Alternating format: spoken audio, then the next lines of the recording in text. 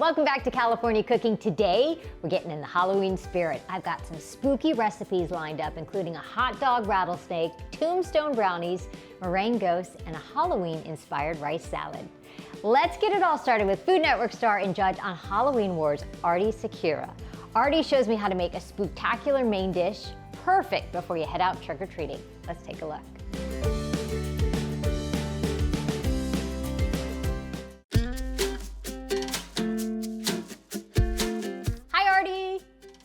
Hello! Look at my old home of Los Angeles. Here it is. We miss you. You're in the Carolinas, right? I am in North Carolina. This is my very own home kitchen. Oh my gosh, kids at the moment. How are you liking North Carolina? You know, I'm getting used to it. We moved right before everything shut down. The whole world shut down. So that was kind of an odd time to move. Definitely. So we're just kind of getting used to it now. But I mean, the fact that I have this big, massive kitchen makes it a lot easier. Yeah. Yes. Well, I'm a big fan. I've been watching you forever. Thank you. I love your warmth, and I just think when I saw that obviously you're judging Halloween Wars, which is one reason we need to talk, but also this cute recipe that you're gonna walk me through today. And I know you have kids, Aarti. How old are your kids? Yes. Mine are, I have two girls, Alaya and Mosey. They're going to be 8 and 6. 8, I have a 6-year-old too. Oh my gosh. Yeah. So, you know, like Halloween is a big deal. And we still have Halloween candy from last year. Oh yeah. And so I like to make something savory to sort of offset the sweetness. Exactly. Because they're gonna get sugar in droves. It's so what true. you and I are going to make is this. Look at how cute this is. Cute hot dog rattlesnake. I love it, Aarti.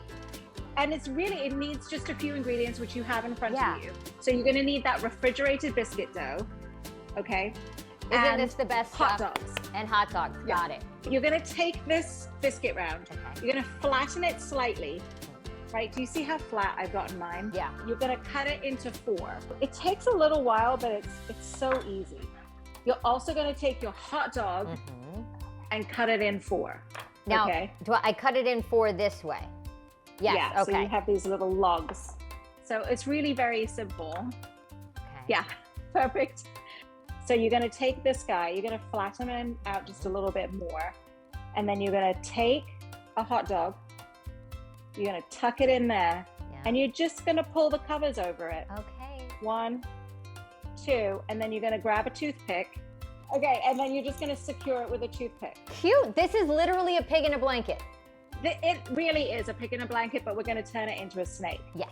What you would do is continue doing that with all of these. So then you would arrange them on the tray like Look at that. I do like to spray down my parchment paper and then I spray over the top as well, just to ensure that it goes golden brown, because that's a little chef trick. Right. Then you have options at this point, right?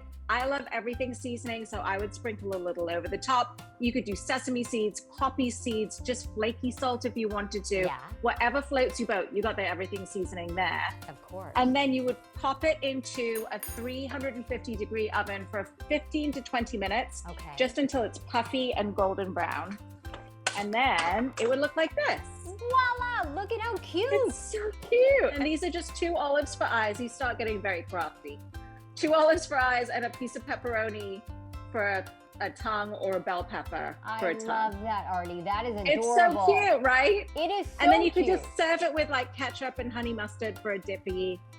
It's cute. And what's genius too are the toothpicks. So you just take up your little piece of the snake and you dip. Yes. Is Halloween a big holiday in your house? Has it always been? You know, growing up, so I'm Indian, but I grew up in Dubai. Yeah. And I went to an English school, which is why I have this accent. Let's just get that out of the way right off the top.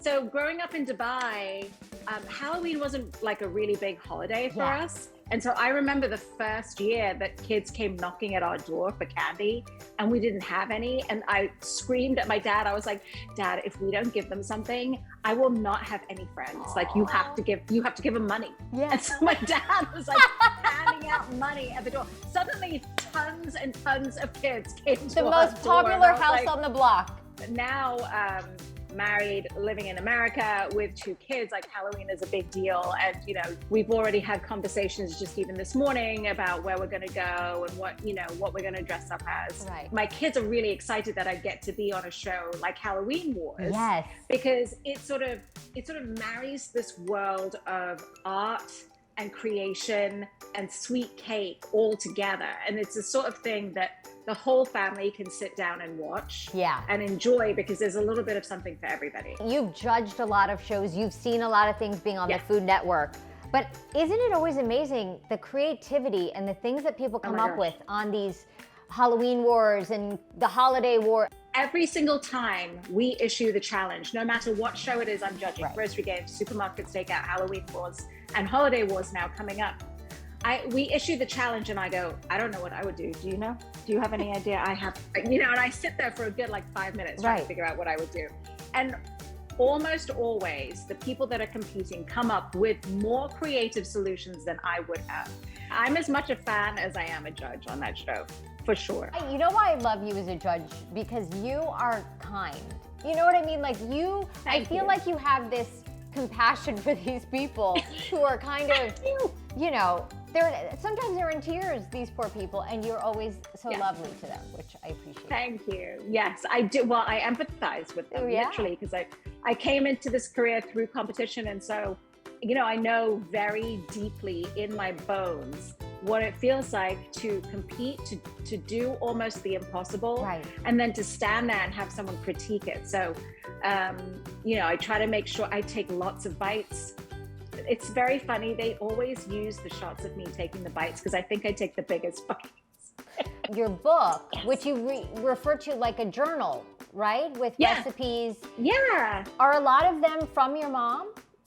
Well, so this is it. This is the family recipe journal, okay? Yeah. And it's actually, guess what? Blank. Oh, so it's for one's own family. To fill in. Interesting. I love that. So this is, you know, I got together with the wonderful people at Dayspring to make this family recipe journal. Yeah. There are 8 sections. They're all empty and they're color coded. So you can figure out how you want to organize it. And actually all these colors are inspired by saris in my mom's closet. I saw something written in there. I've already put a recipe in there. Did you? Which is my mom's roast chicken, actually. Well, so this is actually inspired by this. So this is the recipe journal I started back in 1988 when I was 10 years old. Oh my God. And I did it because my own mom has hers, right? Yeah. And the reason she started hers is because her mother died when she was quite young. Yeah. And so my grandmother was an incredible cook. But when she passed, she took all those recipes and all those stories and all that history with her. And so my mom was like, nothing doing. That's not happening to my daughters. And she started a recipe journal. So then I started one. And so I wanted to create that for people. Yeah, I think it's a lovely idea for families to keep track of all that. Well, thank you. Happy Halloween. Thank you so much. You too. Bye.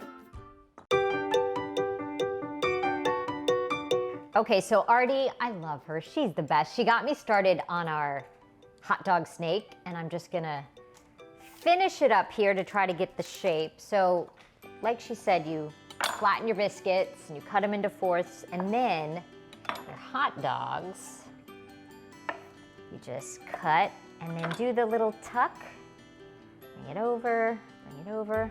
And another thing that Aarti mentioned is you get your shape, and then once you get your shape, you brush on a little bit of honey mustard. I have a little honey mustard with, honestly, just honey and mustard. That's it. And I'm gonna brush the pastry dough. So we take our everything bagel seasoning, and it's like glue, so it sticks. I've got the oven at 350, and Aarti says it takes about 20 minutes, so I'll pop these in. Aarti's rattlesnake is out of the oven and it looks really good. The biscuit is nice and crispy. And I'm just gonna put it on a plate to make it look kind of cute here. You just snake it around the plate. And then here's what you do. Aarti suggested a little piece of bell pepper, pepperoni, whatever you have, as the tongue. We have some olives with the pimento. There we've got our snake. Mustard, ketchup. That's fun. Thanks, Aarti. That hot dog rattlesnake was super cool. Let's see if Levi liked it. Hi. Hi, I'm gonna eat your hot dog. Do you know what it is? Yeah. A snake. A snake. I love it. Does it need mustard or ketchup? Happy Halloween. Halloween, bye. Okay, he was into that rattlesnake. Awesome, Aarti, thank you. Coming up, I'm giving you some easy tips on how to pull together a fun and festive table. Then I'm making a black rice salad that would make a great addition to your Halloween menu. And Levi is back. We're making some boolicious treats. That's coming up next.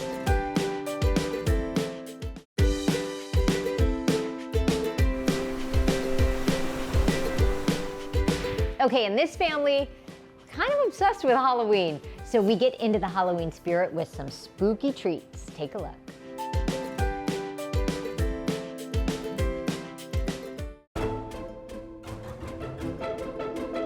Levi, happy Halloween! Happy Halloween!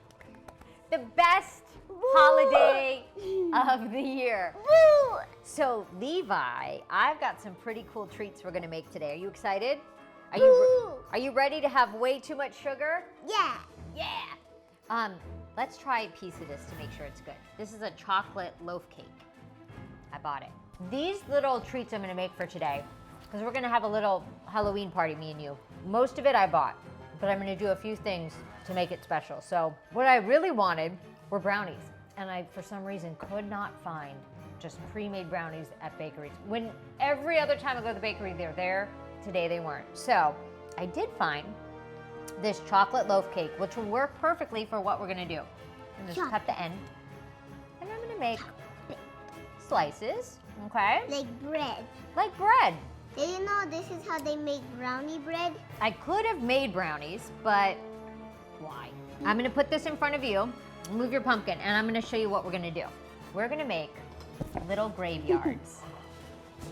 You know what these Milano cookies look like? What? Tombstones! Let's see how this would work. So I'm gonna Cut it. cut the bottom. Let Mommy do one just to show you what I was thinking. That's glue. I'm gonna put, Is that glue? this is some green glue. Green icing I got at the store. Of course, the cute little pumpkins that you see everywhere. Then, This is the black decorating gel. This is the Halloween graveyard. That's right. What letter is this? R. Yes! Kindergarten is paying off. Rest in peace. Rest in peace. Rest in peace. So, Rest I'm gonna in just make a little slit here. For what? Well, I need to stick our little tombstone. And actually, what I might do too is put some of this in there to help it stick. Ooh, that looks cool. What do you think? It looks good. It's It drippy. looks good. And that's it. A little tombstone brownie. Okay, Levi, you ready to do yours? It looks Halloween, like blood, black blood dripping Blood would have been an down. idea. I know, we could have done that. Do you want to draw something on your tombstone here? Could you write dead in peace? I don't know. Dead in peace. Yes. Okay, yay! Tombstones are done. Levi, for our next treat, store-bought help, these little meringues. I actually got them at Trader Joe's for a big box of them for like $2.50. And they're just little meringues, and what I thought would be cute, I saw it on Pinterest. I did it. Look what I did. That's cute too. Where all cute things are on Pinterest. And then these, have you ever seen these edible markers? You can get on Amazon, you can get them at the grocery store. So black edible marker. Don't use your Sharpie on this project. Because then you won't be able to eat it. Done. Ghosts! That's it! This is the easiest store-bought treat of all. Then you can't eat So we're just gonna take our little meringues and draw 2 eyes. You know what? I bought a few different black icings. This one is a cookie icing, and it's very loose. So I also thought it could be kind of fun to just like, do all kinds of fun stuff. Why not? Just all kinds of cool stuff. This is almost done. Yeah? Look at this. Trick or treating? Mommy, look Oh. at this. Your teeth would be black for weeks if you ate that.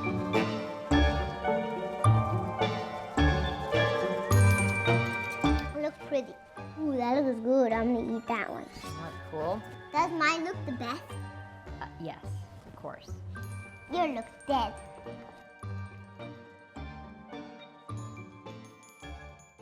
Okay, I'm all about the shortcuts. Those Tombstone Brownies and Meringue Ghosts will definitely get you guys into the Halloween spirit. Coming up, my black and orange rice salad is gonna be a hit on your Halloween table. And speaking of table, I'm showing you easy and inexpensive ways to dress it up for the holiday.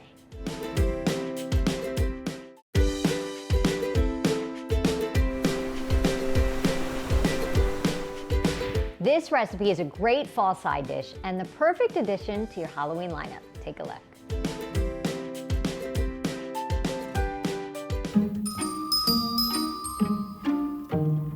While Levi is outside playing with the smoke machine, I'm gonna get a quick meal on the table that is inspired by Halloween. And I think it's just fun to have a festive meal before you go trick-or-treating. So, of course, it's gonna be orange and black, and it's black rice, which I've never cooked with before.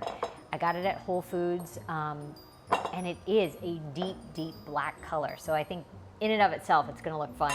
And then I have some roasted butternut squash, just some olive oil, salt, pepper, put it in the oven, maybe about 30 minutes until it was soft and browned. And this is a great side dish. It could be a main dish, but what's great about it is the color. So some scallion going in. Even the scallion's making me cry. Wow. And then to our black rice, our roasted butternut squash. So you can see the colors. Levi, how's the smoke? We're gonna punch a hole in the wall. Me and Mike, we're gonna punch. So Levi's now gonna go punch holes in the walls. But he means contractor Mike, who is helping us remodel the house, is punching holes in the wall. So he's like his assistant. So to that, we're gonna make a dressing. And this black rice, by the way, cooks the same as rice, although twice as long. So this took 30 minutes. I made it earlier in the day and just left it at room temperature. And there you go. For our dressing, let's do some olive oil, some apple cider vinegar, just to hit on those fall notes. You need a little tang.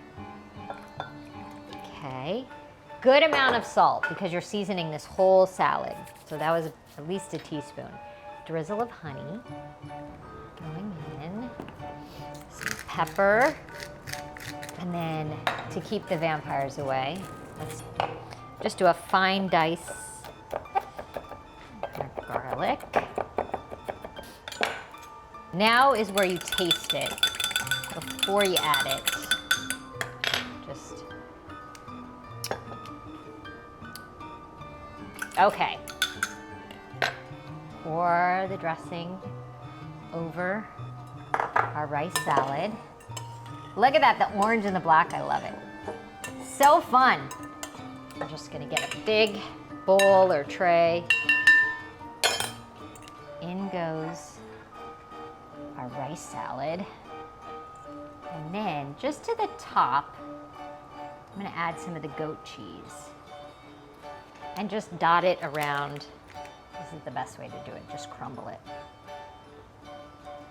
And there you go, our Halloween rice salad, black rice and butternut squash, ready for the table. That rice salad is so tasty and so festive with the orange and black, and it's healthy too. My menu's complete, now it's time to set up our table.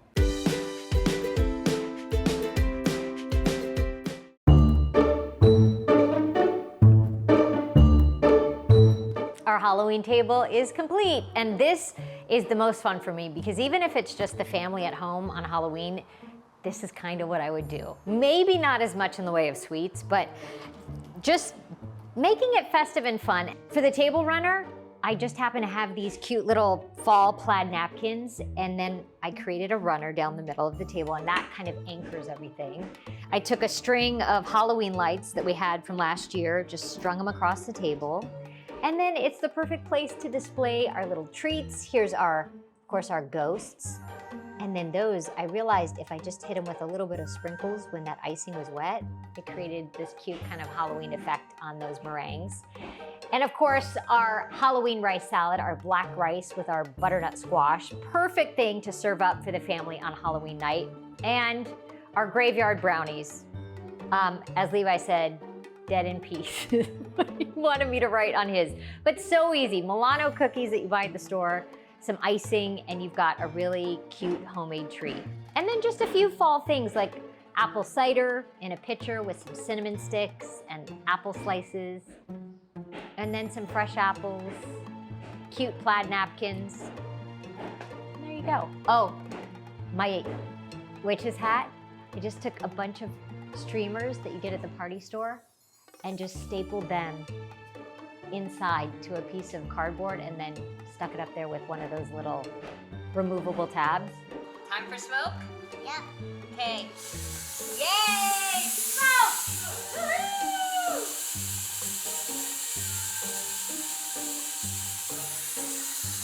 Now it's Halloween. I think that's a pretty fun and festive table and a very nice touch by Levi with the fog. That does it for us. Thank you guys for watching and happy Halloween.